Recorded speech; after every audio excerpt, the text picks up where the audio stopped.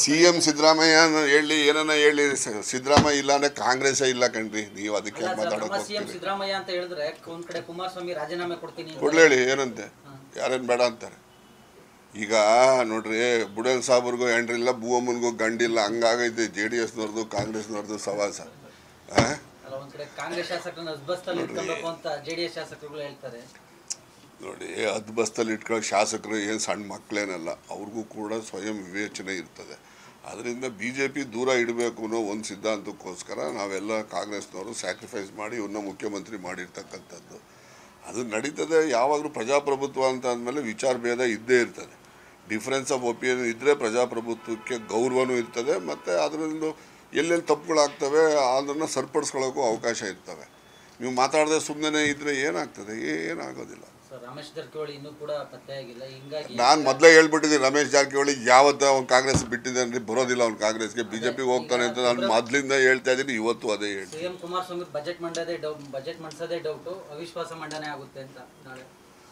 ನೋಡಿ, ನಾನು ಪ್ರೊಸೀಜರ್ ತಿಳಿದಾಗೆ ಫಸ್ಟ್ ಡೇ ಜಾಯಿಂಟ್ ಸೆಷನ್ನು ಇರ್ತದೆ. ಗವರ್ನರ್ ಬಂದು ಅಡ್ರೆಸ್ ಮಾಡ್ತಾರೆ. ಅಡ್ರೆಸ್ ಮಾಡಿದ್ಮೇಲೆ ಕೌನ್ಸಿಲಲ್ಲಿ ಅದ್ರ ಕಾಪಿ ತೊಗೊಂಡು ಪ್ಲೇಸ್ ಮಾಡ್ತಾರೆ, ಅಡ್ಜೆಂಟ್ ಮಾಡ್ತಾರೆ ಫಸ್ಟ್ ಡೇ.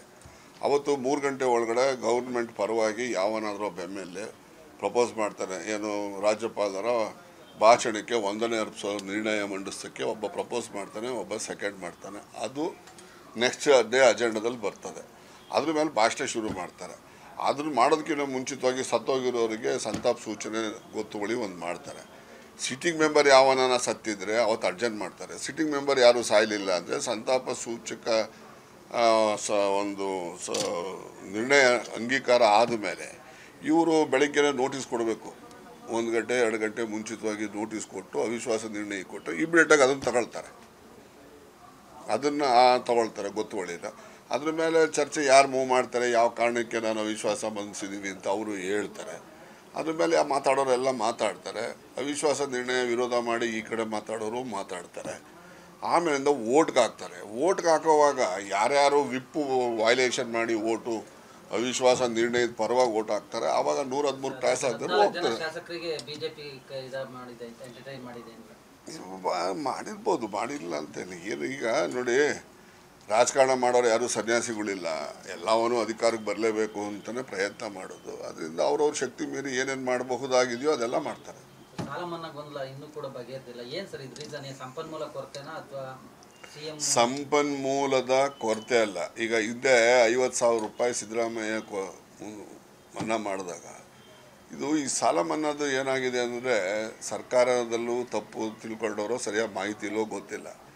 ಸಾಲ ಮನ್ನಾ ಅಂತಂದರೆ ಸಾಲ ಮನ್ನಾ ಕಂದಾಯ ಮನ್ನಾ ಮಾಡ್ದಂಗೆ ಮನ್ನಾ ಅಲ್ಲ ಇದು. ಕಂದಾಯ ಅಂದರೆ ಸರ್ಕಾರಕ್ಕೆ ಬರೋ ದುಡ್ಡು ಮನ್ನಾ ಮಾಡ್ತಾರೆ. ಇದು ಸಾಲ ಸರ್ಕಾರಕ್ಕೆ ಕೊಡೋದಲ್ಲ. ಇದು ವ್ಯವಸ್ಥೆಯಲ್ಲಿ ಏನಂದರೆ ನಬಾರ್ಡ್ನಿಂದ ಅಪೆಕ್ಸ್ ಬ್ಯಾಂಕ್ ಸಾಲ ಮಾಡ್ತದೆ. ಅಪೆಕ್ಸ್ ಬ್ಯಾಂಕ್ ಸಾಲ ಮಾಡಿದ್ದನ್ನು ಇವ್ರಿಗೆ ಕೊಡ್ತಾರೆ, ಇವ್ರು ರೈತರು ಕೊಡ್ತಾರೆ. ರೈತರಿಂದ ಜಿಲ್ಲಾ ಬ್ಯಾಂಕಿಗೆ ಬರ್ತಿದ್ದೆ, ಜಿಲ್ಲಾ ಬ್ಯಾಂಕಿಂದ ಅಪೆಕ್ಸ್ ಬ್ಯಾಂಕ್ ಹೋಗ್ತದೆ, ಅಪೆಕ್ಸ್ ಬ್ಯಾಂಕಿಂದ ನಾವು ನಾಬಾರ್ಡಿಗೆ ರೀಪೇಮೆಂಟ್ ಮಾಡ್ತೀವಿ. ಇದು ಸಿಸ್ಟಮ್ ಇರೋದು. ಸಾಲ ಮನ್ನಾ ಅಲ್ಲ. ಸಾಲ ರೈತ ಪಡೆದಿರೋ ಸಾಲನ ಸರ್ಕಾರ ಅವನ ಪರವಾಗಿ ಭರಿಸ್ಕೊಡ್ತದೆ, ಗೊತ್ತಾಯ್ತಾ? ಆದ್ದರಿಂದ ಇದು ವ್ಯವಸ್ಥೆಯಲ್ಲಿ ಈ ದುಡ್ಡೇನಾದರೂ ಸರಿಯಾಗಿ ಸಕಾಲಕ್ಕೆ ಬರದೇ ಇದ್ದರೆ ಮುಂದಿನ ದಿನಮಾನಗಳಲ್ಲಿ ರೈತರಿಗೆ ಹೆಚ್ಚು ಅನಾನುಕೂಲ ಆಗ್ತದೆ. ಮತ್ತು ಈ ಬೆಳೆ ಸಾಲ ಏನು ಮನ್ನಾ ಮಾಡ್ತಾ ಇದ್ದಾರಲ್ಲ, ಇದು ಬೆಳೆ ಸಾಲ ಈಗ 9,943 ಕೋಟಿ ಮಾಡಿದ್ದೀನಿ ಅಂತ ಆದೇಶ ಇದೆ. 9,943 ಕೋಟಿ ಒಮ್ಮೆಲೆ ಕೊಡಬೇಕಾಗಿಲ್ಲ, ಅದು 1 ವರ್ಷ ಪೂರ್ತಿ. ಈಗ ಅವ್ರು ಮಾಡಿರೋದು ಜೂನಲ್ಲಿ ಮಾಡಿದ್ದಾರೆ ಅಂತ ಇಟ್ಕೊಳ್ಳಿ. ಜೂನಲ್ಲಿ ಮಾಡಿದರೆ ಮುಂದಿನ ಜೂನ್ವರೆಗೆ 9,943 ಕೋಟಿ ಕೊಡಬೇಕಾಗಿರೋದು, ಒಂದೇ ವರ್ಷಕ್ಕೆ ಕೊಡಬೇಕಾಗಿಲ್ಲ. ಈಗ ಈ ತಿಂಗಳಲ್ಲಿ ನಮ್ಮ ರಾಜ್ಯದಲ್ಲಿ ಸುಮಾರು 1,500-2 ಕೋಟಿ ಬರಬೇಕಾಗ್ತದೆ. ಮುಂದಿನ ತಿಂಗಳಲ್ಲಿ ಜಾಸ್ತಿ ಬರಬೇಕಾಗ್ತದೆ. ಫೆಬ್ರವರಿ ಮಾರ್ಚಿನಲ್ಲಿ 3,000 ಕೋಟಿ ಜಾಸ್ತಿ ಬರ್ತದೆ ಆ ತಿಂಗಳಲ್ಲಿ. ಹಾಗೆ ಇದು ಜೂನ್ವರೆಗೆ ಕೊಡೋದು. As and when it is due from the farmers that has to be reimbursed by the government ಅಂತ ಇರ್ತಕ್ಕಂಥದ್ದು. ಆ ವ್ಯವಸ್ಥೆಯಲ್ಲಿ ಸರಿಯಾಗಿ ಅಧಿಕಾರಿಗಳು ಮತ್ತು ಇವರು ಸರಿಯಾದ ನಿರ್ಣಯ ಮಾಡ್ದೇ ಗೊಂದಲ ಅಷ್ಟೇ. ಅದಕ್ಕೆ ಆಧಾರ್ ಕಾರ್ಡ್ ಬೇಕು. ಈಗ ನಮ್ಮಲ್ಲಿ ನಾವು ಅಕೌಂಟ್ ಮಾಡಿರ್ತೀವಿ, ಸಾಲ ಪಡೆದಿರೋದು SB KCC ಅಂತ ಅಕೌಂಟ್ ಇದೆ. SB KCC ಅಂತ ಅಕೌಂಟ್ ಮಾಡಬೇಕಾದ್ರೆ ನಾವು KYC ನಾರ್ಮ್ಸ್ ಅಂತ ಇದ್ದಾವೆ, ನೋ ಯುವರ್ ಕಸ್ಟಮರ್ ಅಂತೇಳಿ ಒಂದು ನಾರ್ಮ್ಸ್ ಇದ್ದಾವೆ. ಅದು ರಿಸರ್ವ್ ಬ್ಯಾಂಕಿಂದ ಬಂದಿರೋದು.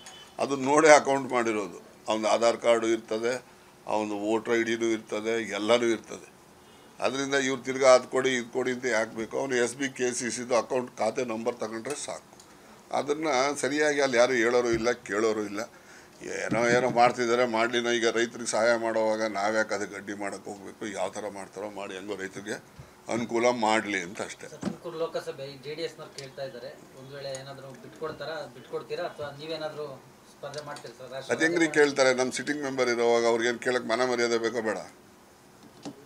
ಸುಮ್ಮನೆ ಹೇಳ್ಕೊಂಬಿಡ್ತಾರೆ ಅಷ್ಟೇ. ನಮಗೆ 4 ಕಡೆ ಈಗ ಹಿಂದೆ 14ನಲ್ಲಿ ಎಲೆಕ್ಷನ್ ಆದಾಗ 4 ಕಡೆ ಡಿಪಾಸಿಟ್ ಹೊರಟೋಗಿತ್ತು. ಇವರು ನಮಗೆ ಈ 8 ಕಾನ್ಸ್ಟಿಟ್ಯೂನ್ಸಿನಲ್ಲಿ ಈ ಚುನಾವಣೆ ನಮ್ಗೆ ಹೆಚ್ಚು ಓಟ್ ಬಂದ್ಬಿಟ್ಟವೆ, ನಾವು ಗೆದ್ದುಬಿಡ್ತೀವಿ, ನಮಗೆ ಕೊಡಿ ಅಂತ ಅಂದರೆ ಅದು ಏನದು? ಅದೆಲ್ಲ ಆಗೋದಿಲ್ಲ. ಅದು ನಮ್ಮ ಸಿಟ್ಟಿಂಗ್ ಮೆಂಬರ್ ನಮಗೆ ಕೊಡಬೇಕು.